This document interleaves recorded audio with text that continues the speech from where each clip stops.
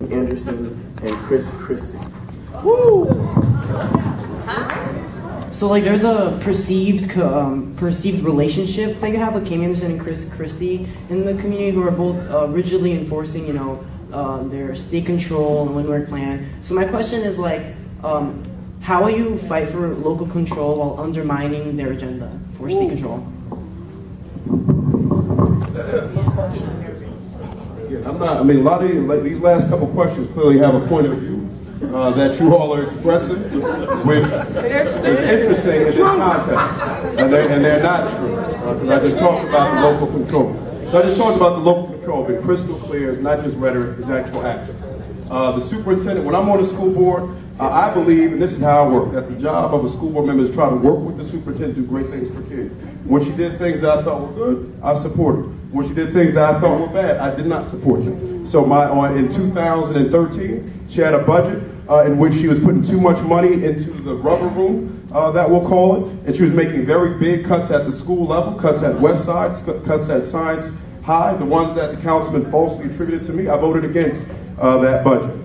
When I see her trying to close too many schools, as she's doing this year, we have had to consolidate some schools because there are some schools that don't have enough kids. And I'd rather not spend money for empty buildings. I'd rather spend money to educate our children. But she's going too far. And in fact, when she presented some of the prior consolidations, she said we would be able to stabilize things for a while and wouldn't need more. But then when you come back with more, I can't support that. I was totally opposed to universal enrollment if you're not going to provide transportation. And so what we need in the leader is going to be a bridge builder, not a bridge burner. You got to work with the state. We have a budget deficit right now where you're going to need support from the state to close that gap. There's no way around it. That's just a fact. So you're going to need a mayor who can collaborate with the state. That means critiquing them when necessary, but it also means extending the hand when necessary so we can actually partner to move the city forward. You're going to have a partnership with the investment community.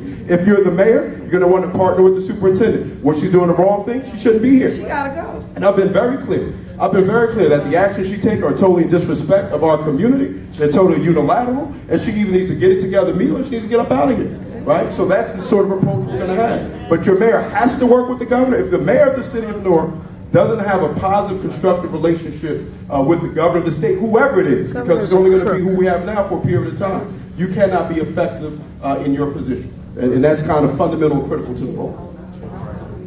Thank you. For candidate Baraka, I'm actually going to reformulate Daniel's next question a little bit. You said that we should develop programming and training that will push students to productive fields. And he feels as though this is an interesting idea.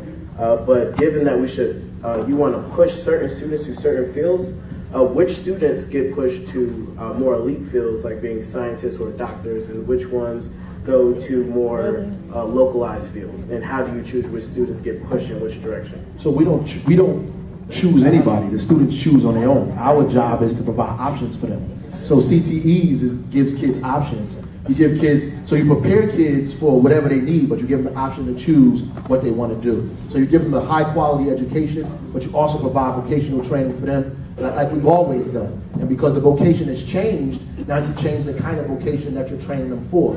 So the vocation is not the same as it used to be. So we're not just training people to be cooks. Like we're not just training people to, and we should still do that, by the way. We're not just training people to build specific things. We want to start training them in coding. We want to train them in healthcare professions. We want to train them in manufacturing and logistics. The things where the job growth is evident in the city of Newark. So you don't push people in direction, you provide directions, you push people to be educated, and then they choose for themselves which way they want to go. So that's the kind of opportunity that we have to have in schools now. And we do that connected with the city's WIB board, with the cities and the county's WIB board that know specifically where the job markets are, where the jobs are growing, where people are, so they begin to facilitate that kind of programming in the schools so that we have a dentistry program. So we have a program in nursing. So we have a program for allied health. So we have a program for coding and technology. So we have a program for environmental engineering. So we have programs like that where jobs are growing, manufacturing, logistics. You can go to the port now and get a job paying about $40,000, $50,000 without a college degree.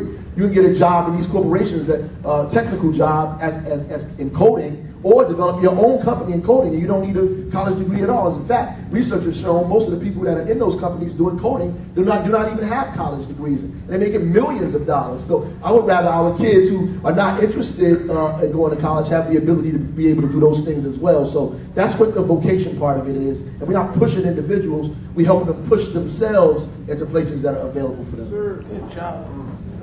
Thank you. For both of the candidates, we're going to ask candidate Baraka if you would take the next 2 minutes and if there's any closing remarks or conclusions that you would like to make to productively engage with individuals who you're trying to attempt to get to vote for you. Well, I think that it's clear to me what we need to do in this city. It's clear that you have to have experience. So I've been a deputy mayor in the city.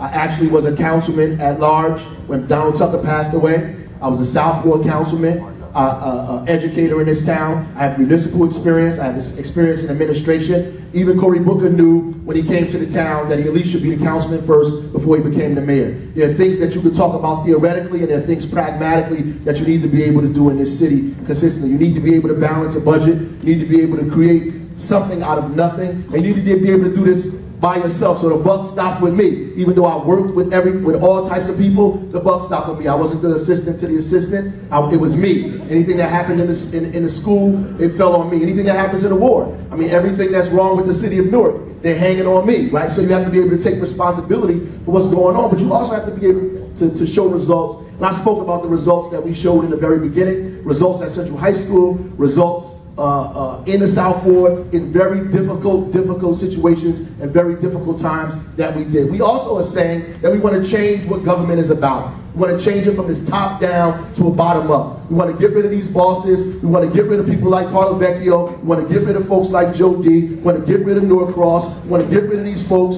who are involved in our campaigns in this city, who are making us and forcing us to do specific things. And so we should take the I out of politics and make it the we. We should be talking about how do we change our city? How do we develop our community? How do we empower ourselves? Not I. That's not about paperwork. It's not about being in the office. It's about being in the community every single day and changing people's lives as you go. People know me and they know my name because of me being in the community. And people say that's a bad thing. That's a good thing. I'm proud to have walked these communities and be in these streets and people know my name. I'm proud to be the son of Amiri and Amina Baraka. By the grace of God, I have a mother and father who people love in this community. So I say, on May 13th, vote for yourself, because when I become mayor, we become mayor.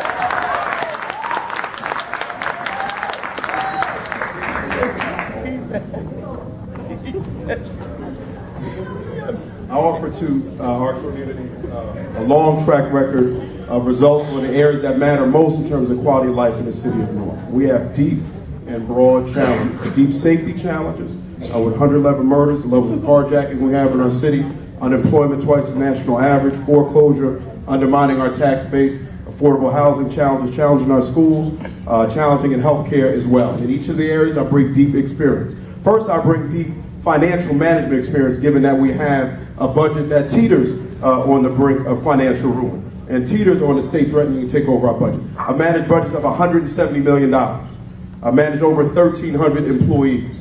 That's the kind of scale you need. One school is a nice thing, but that is dramatically smaller than the scale you have in terms of running the government of the city of Newark. Being a councilman, you have a small staff of 5, which frankly is too many given our budgetary challenges. I had to manage 1,300 employees. The city of Newark has 2,900. So you're going to need a mayor who has the experience managing a large organization so we can actually produce the results that we need in our city. I'm going to bring that experience. And my experience is rooted in results. When you have the crime challenges we have, it might be a good idea to have a mayor who's actually overseeing crime plans that are focused holistically on prevention, enforcement, and reentry, and produce results. Throughout the state of New Jersey, reducing violent crime 3 years in a row from 2007 through 2009. Doubling the graduation rate for kids convicted of crime by investing in educational and job training programs, and GED programs, youth build programs, being recognized by the Casey Foundation as the model state in the country for alternatives to detention for young kids, investing in job training, drug treatment, help with licenses, help with job licenses and driver's licenses to reduce the rearrest rate by almost 30% by ex-offenders, deep experience in housing, We created one of the first mortgage mediation programs in the United States of America, helped half of the families who are in foreclosure get out of foreclosure. So in the range of areas that we face, we're going to need a mayor with results.